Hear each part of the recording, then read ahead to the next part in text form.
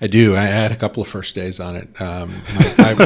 My first day was when we went out on our trip, and so all of the payroll from my old job had run its course, and we were in the southeast. We were traveling around in Gatlinburg and Hilton Head and some of these areas around here. And I just remember looking at my checking account from time to time, and nothing was increasing. I mean, as a matter of fact, it was going in the other direction because we had bills, we had expenses, and all of that. So my first day of Lionheart Partners, because we were set up as an LLC, and we were just in case. I didn't work while I was out on that trip with my family, but just in case stuff came up, but nothing came up. So the first day was like, that thing that kept showing up every 2 weeks, and that big thing that showed up once a year, and that other little stock thing that showed up periodically, none of that is happening. And it's cold out here. So then when we got back, and honestly, that was really the time when the business was in earnest, starting to grow. Yeah.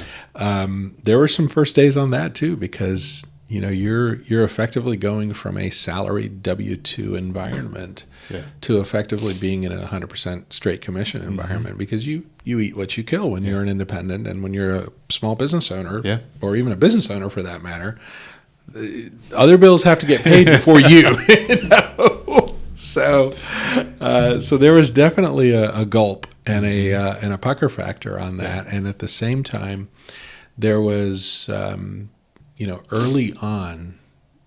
So we got back in summer of 19. 7 or 8 months later, we were in a pandemic, and I remember thinking to myself, when we hit the pandemic stage, was right around the time where things were starting to click, and there was a little bit of momentum that was being generated. I was still in startup mode, so there was still some heavy business development that had to happen. But then all of a sudden, we're in this world of virtual calls and Zoom and Teams and WebEx and all these other technologies that I thought, this is absolute nonsense. I'm a face-to-face person. I have been all my life relationally, just high EQ on relationships. Sure.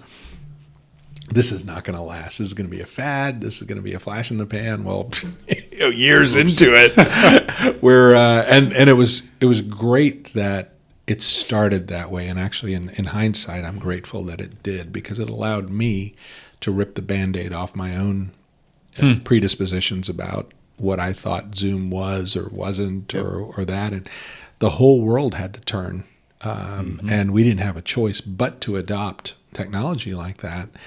And I was just incredibly blessed at that time to have customers who were continuing to invest in coaching and leadership work, and that didn't shy away from it. Yep. And there were plenty of companies that did, unfortunately, during COVID. There were just companies that said, you know what, we have to put this budget item on the back burner because we got to pay our other bills. And thankfully, I had a couple of customers who were agnostic around it, and they still had to be wise about their money. But they also played the long game on it and said, we've got to invest in our people, otherwise we're going to be in trouble. When we get out of this thing finally, we are going to be in trouble if we don't invest in our things. So those first couple of years were definitely bumpy. And you talk about faith, and you talk about where do these things come from?